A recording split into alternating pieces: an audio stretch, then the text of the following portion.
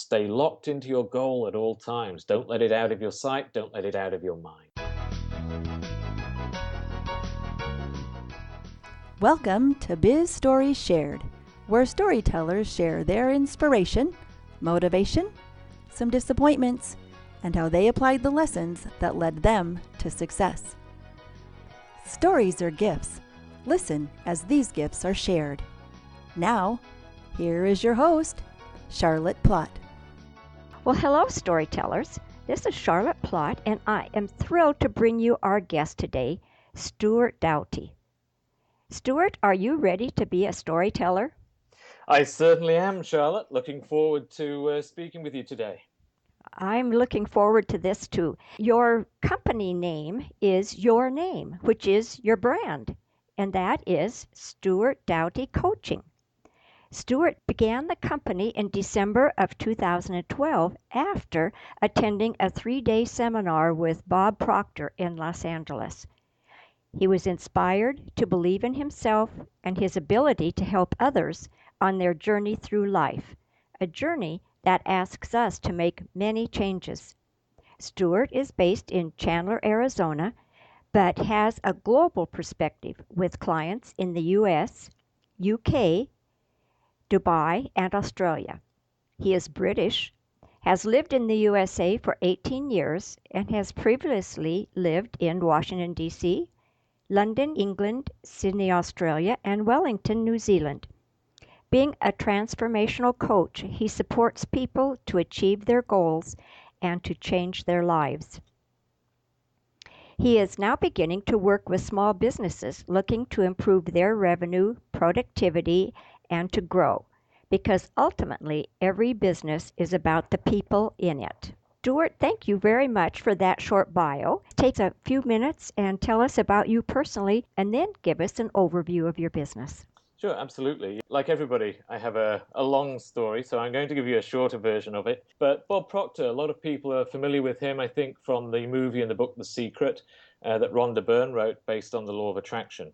Bob Proctor's been in the personal development and business growth field for, 30, 35, almost 40 years, teaching people really the principles of success.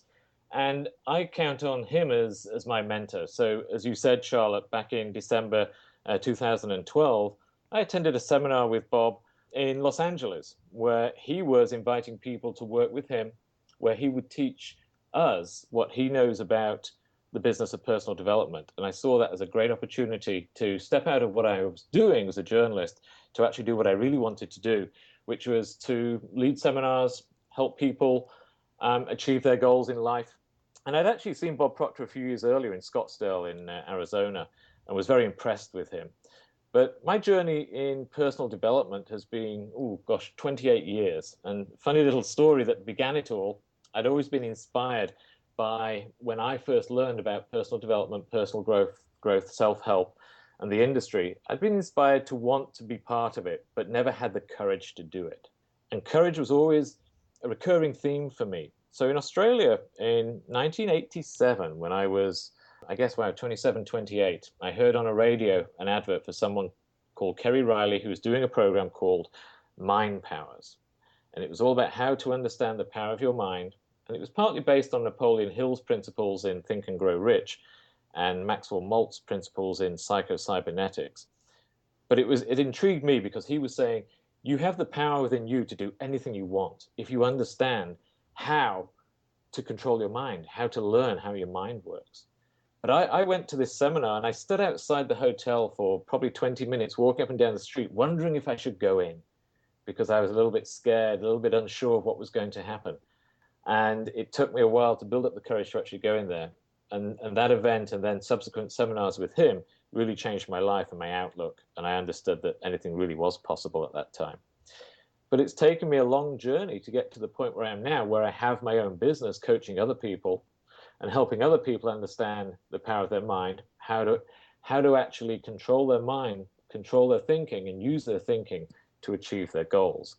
And that's what I'm up to now, just coaching individuals and also small businesses in understanding how to be successful. What is the mindset for success that's required to really achieve our goals and live our dreams? That's a very impressive story and exciting. And I just wanted to tell you that years ago, I read Psycho-Cybernetics and I thought it was just powerful. It was hard to believe how our mind can have the influence on us that we don't even realize it. And one particular story was about somebody had facial surgery. And even though they looked better, they saw themselves as they had been disfigured before. They didn't see the change that had been made in them. And it was because of their mind that they couldn't accept that change. Quite, yes. It's the self-image. The critical factor, I think, in all of this, and this is what I teach and what Bob Proctor teaches as well, is that the self-image that we hold of ourselves is so critical. So Maltz was talking about how you can change the outlook of the face, the outer surface, but you've got to change the inner vision as well. And I think what he says is that we can never outperform our own self-image. So what we think of ourselves limits what we can become. Would you say that again? We can't outperform Our own self-image. Huh. So the image we hold of ourselves on the screen of our mind, our mental imagery, is what determines what happens to us in life. It really has a great influence. What we believe about ourselves, how we see ourselves deep down. Sometimes we'll try to be more confident than we are.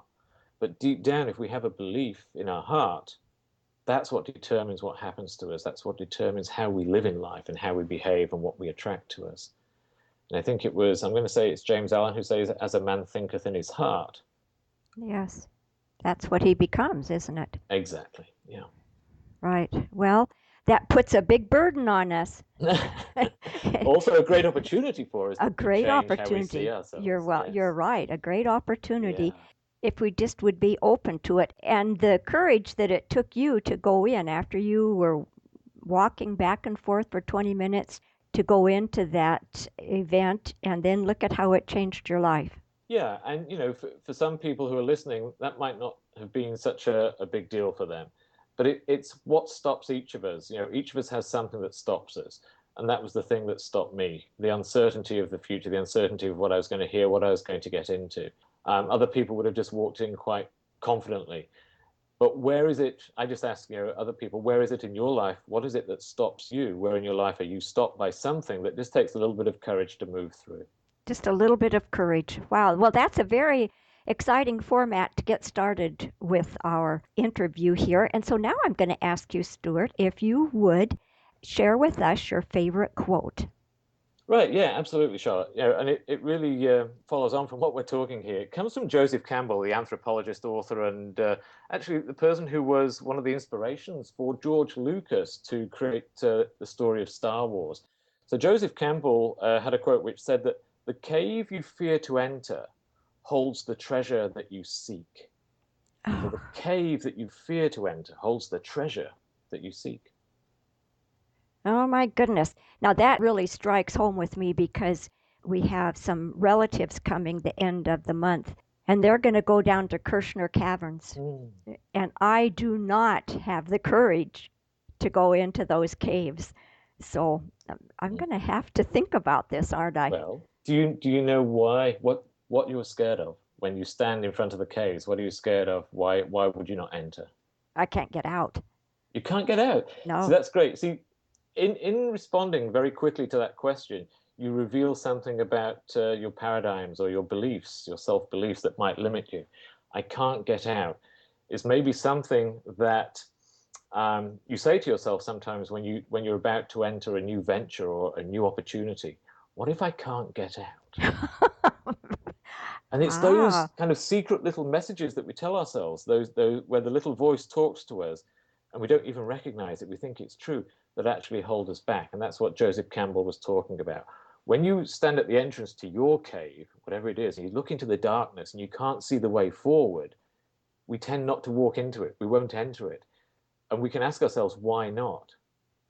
And you're saying, what if I can't get out? So we're not prepared to go into this big venture that might transform our lives because we have a fear or a doubt or a little voice that says, well, what if I can't get out? What if it doesn't work? What if I'm not good enough?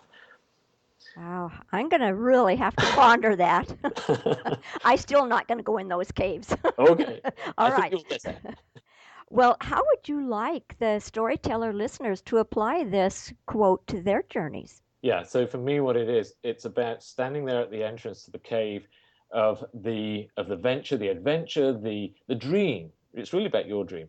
Standing face to face with your dream, looking at your fears of why you won't enter into it, and be bold enough and brave enough, courageous enough to take that first step in and look around and see the darkness and get used to it, get used to the confusion until you can see a little bit further. So one step at a time into the cave, follow your dream, and it will lead you where you want to go. You just have to be able to have that courage to take that first step and enter into whatever it is that you really want to do in life. My goodness, I've got claustrophobia just thinking about this. Oh, didn't mean to do that to you. It will open up. It's a bigger cave than you realize. There's much more space in there once you get used to the dark. I Okay, promise. all right. Stuart, now I would like to ask you to tell us one of the times that you just didn't get the results that you set out to achieve. And you might call it a failure or just a disappointment, but would you share the lessons that you learned? Sure, yeah. And it's always hard to talk about the tough times. It's hard to talk about the things that didn't work out. Failures are when I think we all have failures, but we are never a failure until we Mm, stop trying, until we really give up and quit. right. So I think back in 2005, I was working in Washington, D.C., and I took a buyout from my corporate job to move to Arizona, to Sedona, actually, a very beautiful small town in the Red Rock Mountains of northern Arizona. Great artistic community, really inspiring place. And what I did was I moved there to write some books, write a relationship book with my wife and some novels, and just create a brand, begin a business, to actually step out, have the courage to step out and say, I'm going to be me, I'm going to do what I want to do. And I found that I didn't know how to do it. Oh, I wasted a lot of time. And I got some books written, but they weren't good enough. I wasn't able to sell any. And then we hit the Great Recession. We've been there 3 years, and it was a question of, well, do you think you can do this or not? Or do you think you really have to quit for a while, take refuge in the big city? So we moved down to Phoenix. And in some respects, it was really disappointing that I didn't get it done at that time. And looking back, if I prepared more, if I planned better, if I'd really put more effort into it, maybe I would have done. But I think I allowed, my paradigms, my fears, my doubts to get in the way of my dream. hmm. So I took Wow. refuge in the city for a few years until I was ready to find how I could do it. But yeah, so for me, what's really the lessons of that? I think it's really about preparing well, about planning, about not listening to your doubts, but keep going. But for me, it was preparation. I don't think I was prepared enough to know exactly what it was I was going to do and how I was going to do it. I just leapt. And I'm trying to really think about, what is the real key lesson out of that? And for me, I think it really was just preparation. Are you ready? Do you know what it takes? Are you willing to give what it takes to actually succeed? Because it's harder than we think sometimes.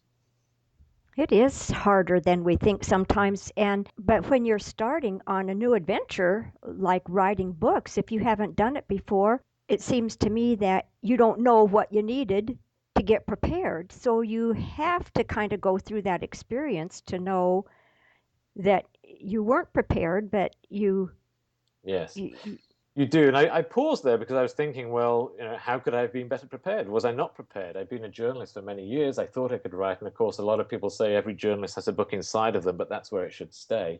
And oh that's not no. really true. I think writing books is hard. Creating a brand is hard if you don't know how to do it. So for me, it was a realization that there was a lot of preparation, a lot of hard work required, and it was good grounding to try and then not get it done, pull back, and look to see what else I needed to do and who I needed to be to get it done as well. Wow. And so that adventure in Sedona was before you met Bob Proctor. That's right. Yes, yes. I think that was around the time when the book The Secret came out, where I recognized who Bob Proctor was at the time. One of the leaders in personal development in this country. So yes, it was before I'd ever met him or knew much about him. Well, that was a kind of prophetic. Is that the word I want to use there? That you came down to the big city, and that was how you heard about Bob Proctor. Is that That's correct? right. That's right. So I was living in down in Phoenix, and he had a seminar in Scottsdale because his business is incorporated here. And by some accident, some chance, some universal reckoning, I was made aware of the seminar and went along and recognized someone who I aspired to be like, but also realized someone who really knew what he was talking about in this arena, and I really wanted to learn from him. Well, that sounds like going to Bob's seminar really was your aha moment. Would you say that was so?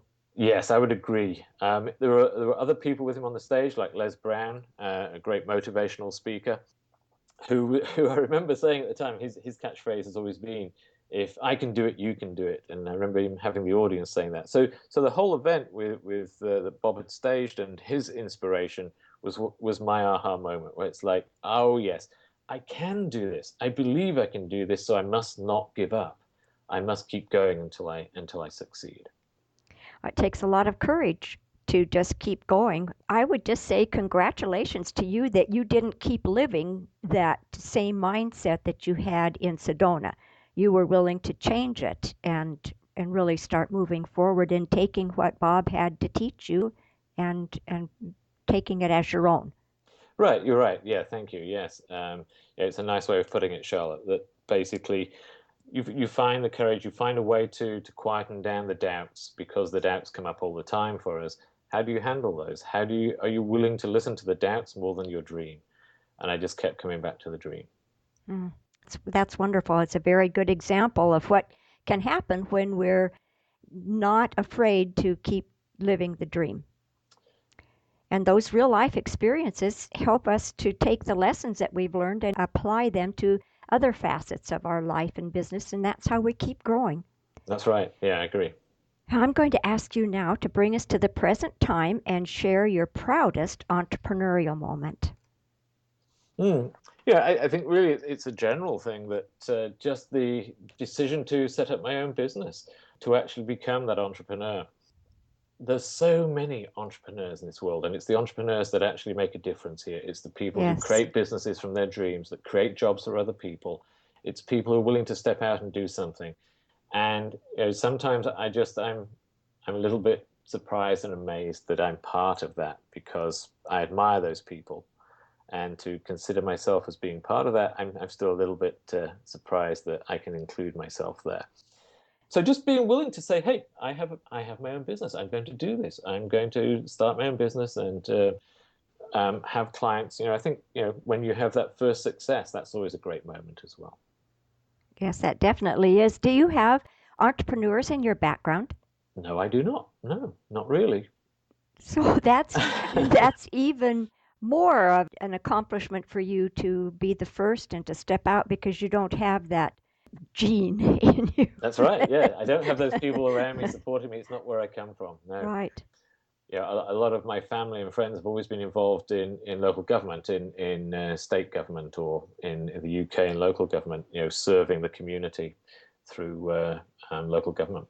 Huh. Well, that's amazing. Well, good for you. And people like to hear stories like yours, how you are growing and making your business a success, and your business helps others to thrive.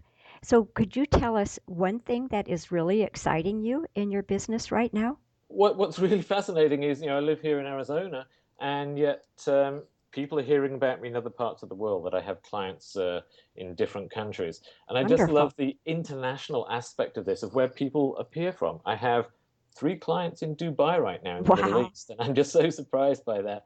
That people in middle management or senior managers reaching out to me and finding what I do valuable for them.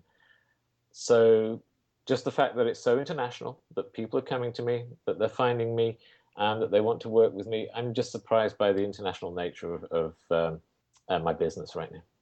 Well, congratulations in that. I can see where that would be surprising to have somebody from Dubai, but how exciting. So maybe you're going to get to go visit them? I'd like to do that. Yes, that'd be fun as well. That'd be interesting. Yeah, and for me, it's like, well, you can step back and say, well, of course that would happen. It's just a natural sequence of events. But at the same time, if I step really far back and say, gosh, I have clients in Dubai. Who knew that was going to happen? So I think that, for entrepreneurs, it's the surprising nature of what occurs when you step out there and start to take on your business and grow your business. Expect the unexpected is, I think, what I like to tell people, because you just never know what's going to happen when you step out there and start to make things and do things on your own. And each one of those little successes just gives you that much more confidence to keep stepping out. And just like your wave on your business card. Yeah, it's talking about my business card, and I use it as a logo in a lot of places. It's a beautiful wave shot by a professional photographer, I think in Hawaii, and it represents to me that we're always on the leading edge of the leading wave of possibility or creation on an ocean of possibility. We all live there, and it's a question of whether we see the opportunity and are willing to step into it and surf our own wave. And surf your own wave. I like that. There's your new motto. Right, surf your wave. Yeah. Well, Stuart, what's the best business advice that you ever received? Yeah, one of my mentors, and he's a sales executive, and he said that, to have success, you must stay locked into your goal. Got to stay locked into it, because sometimes we get thrown off course and we get distracted. If you're not waking up every day excited by your goal, if you're not waking up every day understanding what there is to do today, and if you're not waking up every day inspired to go and do it because it's the thing right in front of you, then you've got to circle back and refocus on your goal. So I loved his advice. Stay locked into your goal at all times. Don't let it out of your sight. Don't let it out of your mind. That is very powerful, because it is easy to get discouraged if yesterday didn't give you the results that you wanted. You think, oh, what's the use? Yes. So staying locked into your goal, that's powerful. Well, Stuart, now I'm going to ask you to share some specific ways that show how you achieve becoming such a successful entrepreneur. Yeah, I think it's really about, for me, it's about, people talk about being product of the product. So when I first started working with Bob Proctor a few years ago, what I did was I took one of his coaching programs to understand how he coached other people. And then I went into his facilitators coaching program, where he coaches people to use his material. And the real advice is, you don't just need to know your product, you don't need to know your business, you really need to know yourself. And if you're not thinking about yourself and working on self-growth all the time, it's very hard as a coach and a consultant to be successful. So to know yourself. We know that goes back to ancient Greek times, right? Know thyself over the temple of Apollo.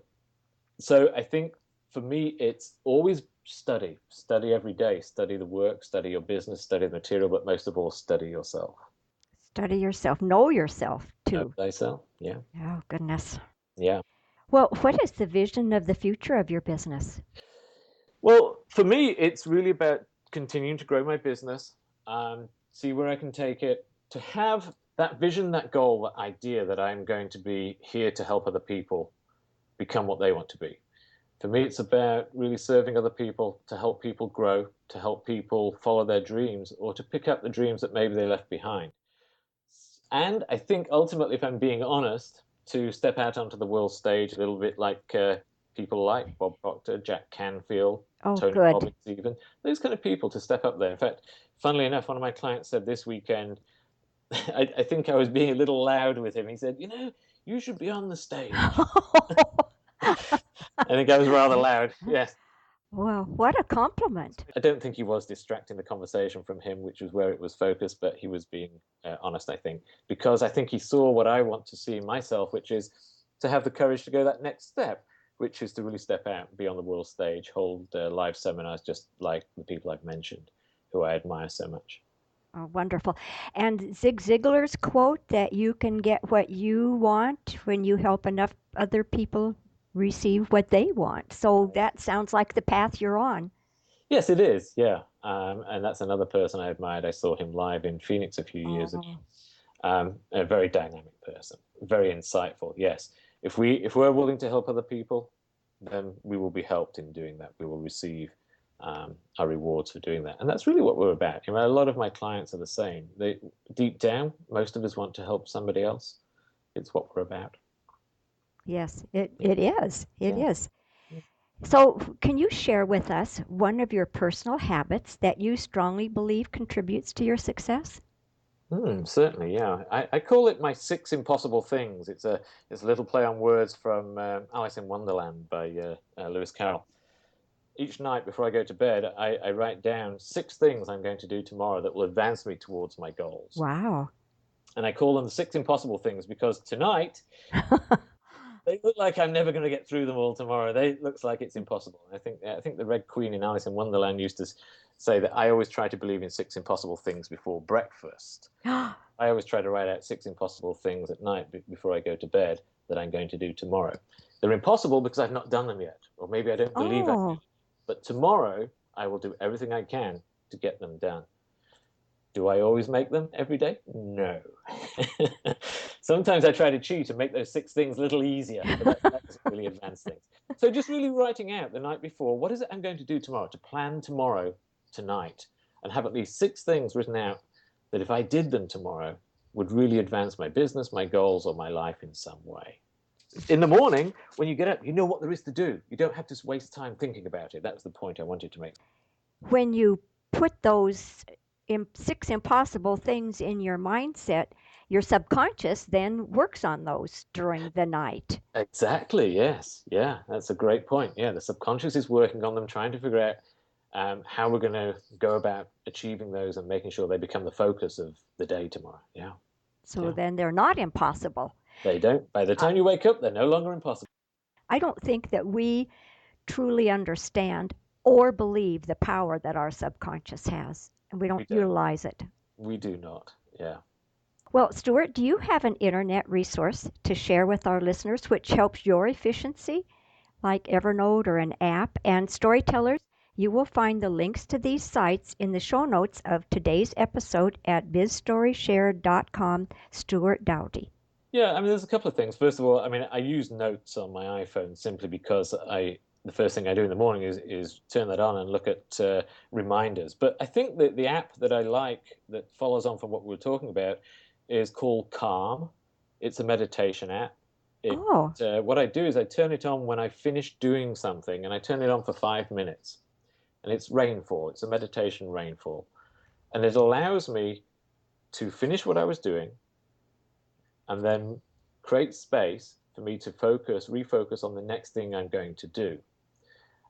And I use it to create a natural break between things, because otherwise, when I'm exhausted or when I'm tired or when I've done something and I don't want to do the next thing, I give myself 5 minutes to recalibrate, to refocus, and to re energize so that I'm ready for the next thing that's on my to do list. And I just find that works. oh, I can believe that would work. Of knowing myself, I jump from one thing to the next, and sometimes I don't even finish the Right. other Yeah. activity, and I'm on to the next. And so I think that's very powerful to give yourself 5 minutes to regroup and calm down and have some white space, and then you're Mhm. ready to go to the next adventure. I like that. Exactly. Yeah. Yeah, You thank you. described that well. Yeah. Well, would you describe for us who are perfect referrals for your business? These would be business associates or clients that are listening. They know someone who would benefit from doing Mm. business with you? Yeah. And the kind of people that I want to work with at the moment are entrepreneurs who are starting businesses, and they're passionate about what they're doing. They're very talented, they're gifted, but maybe they don't have the right mindset for success. What would it be that would actually help them achieve their success? And people with small businesses who want to take their business to the next level and need to maybe recalibrate their thinking, because we need to think about our business from a new level if we want to take it to the next level. But also, the kind of people that I seem to be attracting that I like working with are people in their professional people in their mid 40s and 50s who are looking for either a change in life, something different, or to pick up that dream that they put down, or simply change their business direction. Hmm. And it may even be that they want to become entrepreneurs as well, that they've worked in corporate world for quite a while and they actually want to go out on their own, but they need some help or some support and direction in getting there. I think that's wonderful to help giving them support and direction because being an entrepreneur is challenging but it's also so exciting and a real opportunity to use your talents. Yeah, that sounds very Yeah, that's good, nice Stuart. actually. Yeah. Well, could you recommend just one book to your listeners? You know, no, I can't. I have to recommend two. Okay, all right. It really depends. There's a surprising little book that I like to recommend to people, which is called U Squared. U Oh. squared, it's the word U with the number two, as in mathematics, just to the right of the word U. And it's written by Price Pritchard. And it's really about creating a quantum leap in your life. How do you go from where you are to where you want to go quickly Mm. instead of incrementally? Because we all have the potential to be a lot more than we are right now and to do more than we're doing right now. And we have the potential to do it very fast. The other book I'd like to mention is Brian Tracy. If you are in the sales industry, actually, as any entrepreneur, it's called The Art of Closing the Sale. And Brian Tracy is a great writer, a great contributor in our business. But the art of closing the sale is really about how do you enroll people into something that's valuable for them. It's not about selling something, it's about Hmm. enrolling people into their lives. And I love the way he goes about it in that book. It's a beautiful book. Well, those are both really good referrals. Thank you for that. And that you too, that sounds very intriguing. Yes, and it's a short book. It's a high velocity formula for multiplying your personal effectiveness, is how he describes it. Wow. Is that the one that you said could get you there quicker? Yes, it is. It's about making a quantum leap in your life. Quantum leap. Yes, I like quantum leaps. yes. Okay.